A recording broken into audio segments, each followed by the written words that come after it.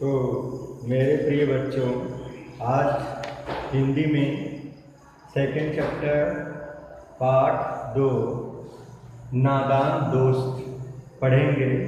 नादान दोस्त के लेखक हैं मुंशी प्रेमचंद जी। मुंशी प्रेमचंद जी हिंदी की उन महानतम लेखकों में से एक हैं जिनके बिना हिंदी साहित्य का संसार ही सुना है। इनका मूल नाम धनपत राय श्रीवास्तव था, किंतु ये नवाब राय और प्रेमचंद के नाम से अधिक जाने जाते हैं। हिंदी साहित्य में इन्हें उपन्यास सम्राट की पदवी भी प्राप्त थी। तो ये तो हो गया लेखक परिचय मुंशी प्रेमचंद जी का। और आगे है पाठ के बारे में। प्रस्तुत कहानी के प्रमुख पात्र नादान दोस्त के केशव और श्यामा दोनों भाई बहन हैं, जिनके घर की कार्निश पर चिड़िया दंपति, इसका मतलब दंपति मीन्स दोनों, चिड़ा और चिड़िया ने 3 अंडे दिए हैं। इन अंडों और इनसे निकलने वाले बच्चों को देखने और उन्हें आराम पहुंचाने की चेष्टा में उन्हें किस अपराध बोध का सामना करना पड़ता है, यह कहानी में बड़े ही सरल व रोचक ढंग से बताया गया है, जिसे आप लोग सभी ध्यान से कंसंट्रेशन दे करके समझेंगे।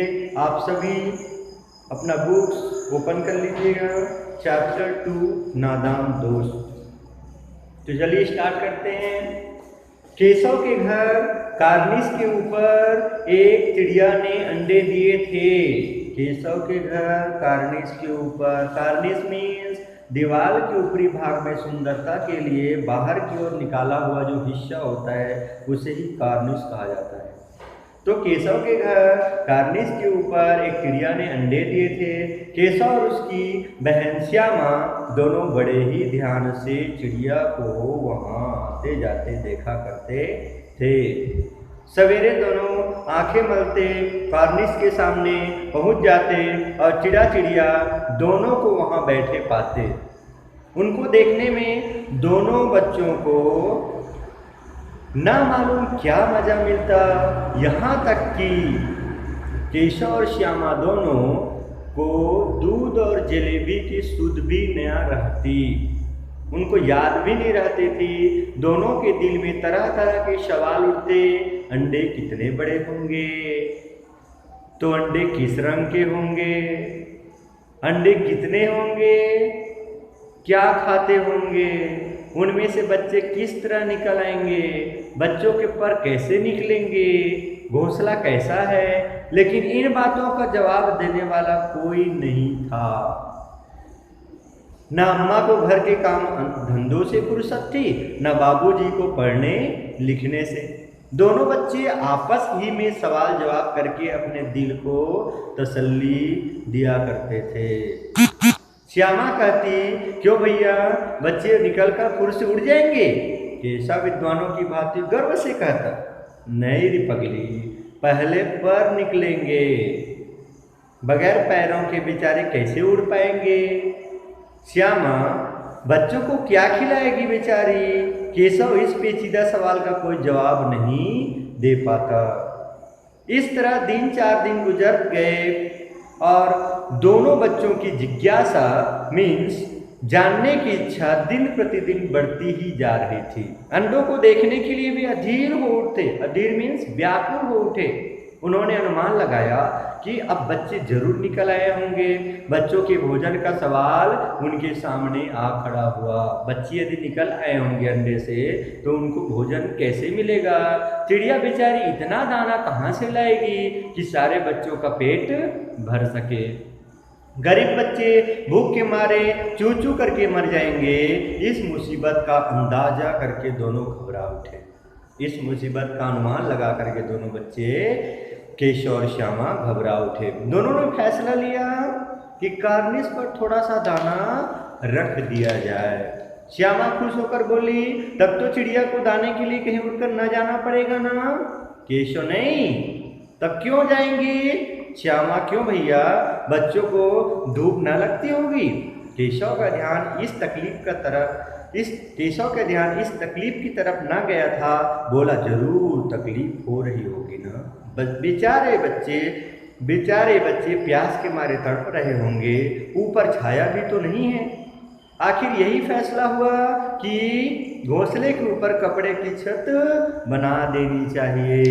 पानी की प्याली और थोड़े से चावल रख देने का प्रयास भी दोनों के बीच में स्वीकृत हो गया। दोनों ने फैसला ले लिया।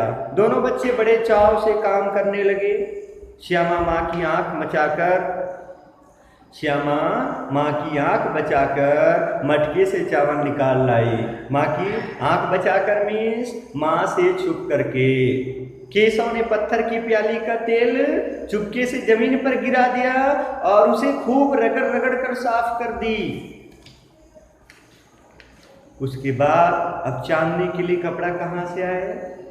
अब उसके लिए कपड़ा, छत के लिए कपड़ा कहाँ से लाए? फिर ऊपर बगैर छड़ियों के कपड़ा ठहरेगा कैसे और छड़िया खड़ी कैसे होगी? केशव बड़ी देर तक इसी उधेड़ बुन में रहा, इसी जो समस्या में वो जो है वो उलझे रहा। आखिरकार उसने यह मुश्किल भी हल कर दी। वह श्यामा से बोला, जाकर कूड़ा फेंकने वाली टोकरी उठा लाओ, अम्मा जी को मत दिखाना। श्यामा, वह तो बीच से फटी हुई है, उसमें से धूप ना आ जाएगी। केशव ने झुल्लाकर कहा, तुम टोकरी तो लाओ पहले, मैं उसका सुराख बंद करने की कोई हिकमत निकालूंगा। हिकमत मीन्स तरकीब, कुछ तरकीब निकालूंगा। श्यामा दौड़ कर टोकरी उठा लाई। केशव ने उसके सुराख में थोड़ा सा कागज ठूस दिया और तब टोकरी को एक टहनी से टिकाकर बोला, देख ऐसे ही घोंसले पर उसकी आड़ कर दूंगा, तब कैसे धूप जाएगी। श्यामा ने दिल में सोचा, भैया कितने चालाक हैं। गर्मी के दिन थे, बाबूजी दफ्तर गए हुए थे, अम्मा दोनों बच्चे को कमरे में सुलाकर खुद सो गई थी, लेकिन बच्चों की आंखों में नींद कहाँ।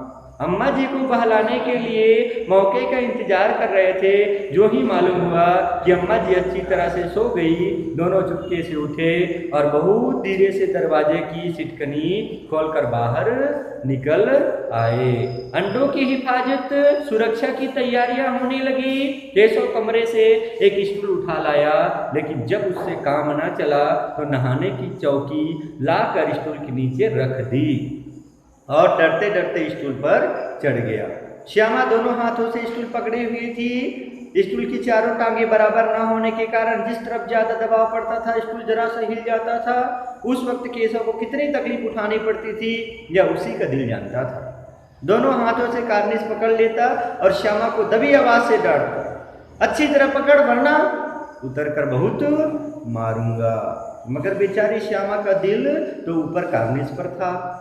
बार बार उसका ध्यान उधर चला जाता और हाथ ढीले पड़ जाते।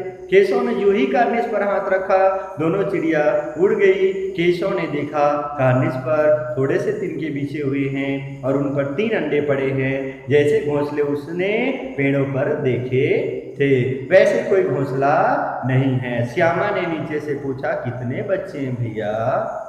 केशव, 3 अंडे हैं, अभी बच्चे नहीं निकले।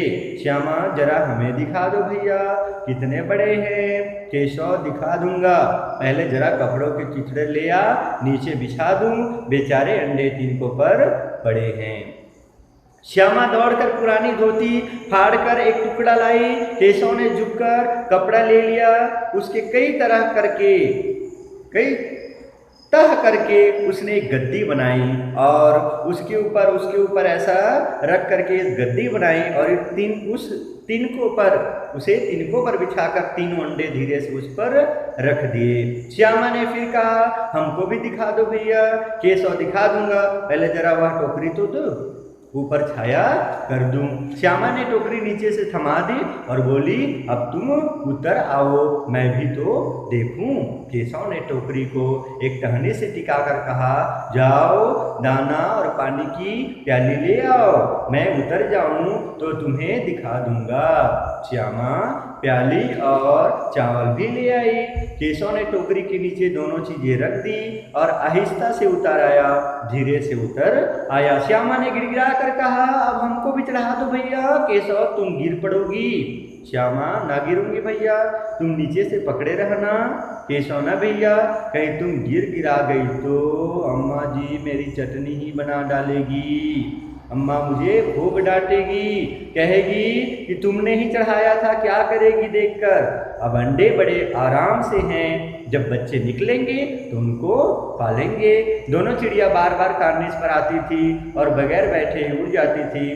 केशव ने सोचा, अब हम लोगों के डर से नहीं बैठती, स्टूल उठाकर कमरे में रख आया, चौकी जहाँ रखी थी वहाँ पर रख दी। श्यामा ने आंखों में आंसू भरकर कहा, तुमने मुझे नहीं दिखाया, मैं अम्मा जी से कह दूंगी। केशव, अम्मा जी से कहेगी तो बहुत मारूंगा, कह देता हूँ। श्यामा, तो तुमने मुझे दिखाया क्यों नहीं? केशव, और गिर पड़ती तो 4 सिर ना हो जाते? गिर पड़ती तो तुम्हारे सिर फुट नहीं जाते? श्यामा, हो जाते तो हो जाते, देख लेना, मैं कह दूंगी। इतने में कोठरी का दरवाजा खुला और माँ ने धूप से आंखों को बचाते हुए कहा, तुम दोनों बाहर कब निकल आए? मैंने कहा था ना कि दोपहर को बाहर मत निकलना। किसने किवाड़ खोला? किवाड़ मीन्स दरवाजा। किसने दरवाजा खोला? किवाड़ केशव ने खोला था। लेकिन श्यामा ने माँ से यह बात नहीं की। उसे डर लगा कि भैया पीट जाएंगे। केशव दिल में कांप रहा था कि कहीं श्यामा कह न दे, अंडे न दिखाई दे, जिससे अब उसको श्यामा पर विश्वास न था। श्यामा सिर्फ मोहब्बत के मारे चुप थी या इस कसूर में हिस्सेदार होने की वजह से इसका फैसला नहीं किया जा सकता। शायद दोनों ही बातें थी। माँ ने दोनों को डांट डपट कर फिर कमरे में बंद कर दिया और धीरे धीरे उन्हें पंखा झलने लगी।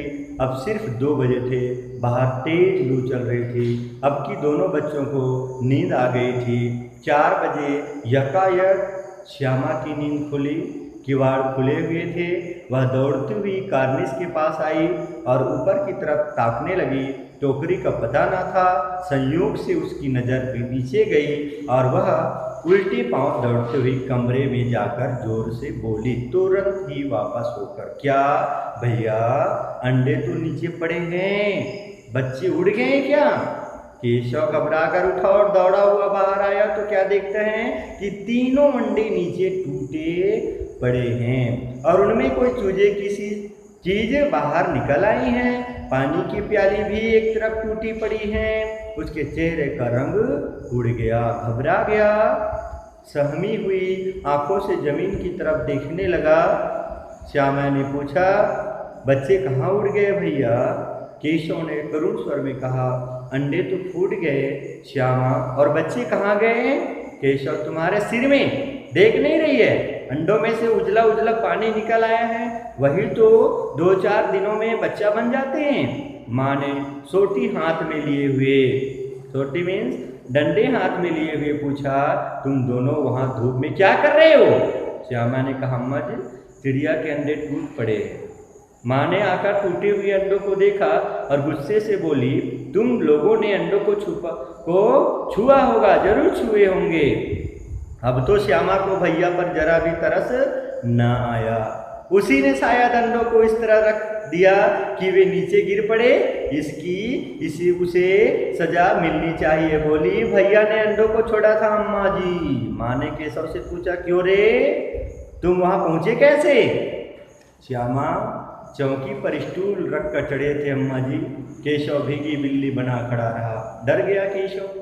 केशव, तुम स्टूल थामे नहीं खड़ी थी? श्यामा, तुम ही ने तो कहा था। माँ, तुम इतने बड़े हो गए।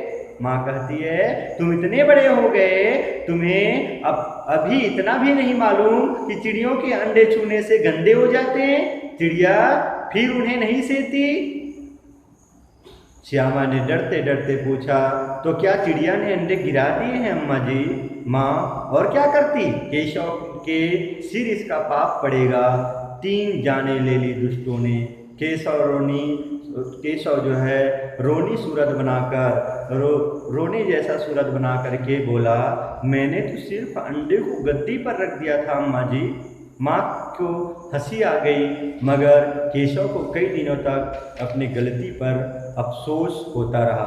अंडों की हिफाजत करने के जोश में उसने उनका सत्यानाश कर डाला, जिसे याद कर वह कभी कभी रो पड़ता था। दोनों चिड़िया वहाँ फिर न दिखाई दी। इस प्रकार यह चैप्टर कंप्लीट होता है। बच्चों, आप लोगों को समझ में आया होगा कि कैसे जो है यह कहानी जो है करुण रस पर आधारित है और किस प्रकार जो है बच्चों को बिना सोचे समझे काम करने से उन्हें जो है अपराध बोध का सामना करना पड़ता है। तो इस स्टोरी से, इस कहानी से आपको यही शिक्षा मिलता है कि हमें कभी भी अपने माँ बाप की आज्ञा के बिना कुछ भी कदम नहीं उठाना चाहिए, और कुछ भी हो जो कदम उठाते हैं उनसे, पेरेंट्स से जो है अपने माँ बाप से आज्ञा लेकर ही जो है कदम उठाना चाहिए।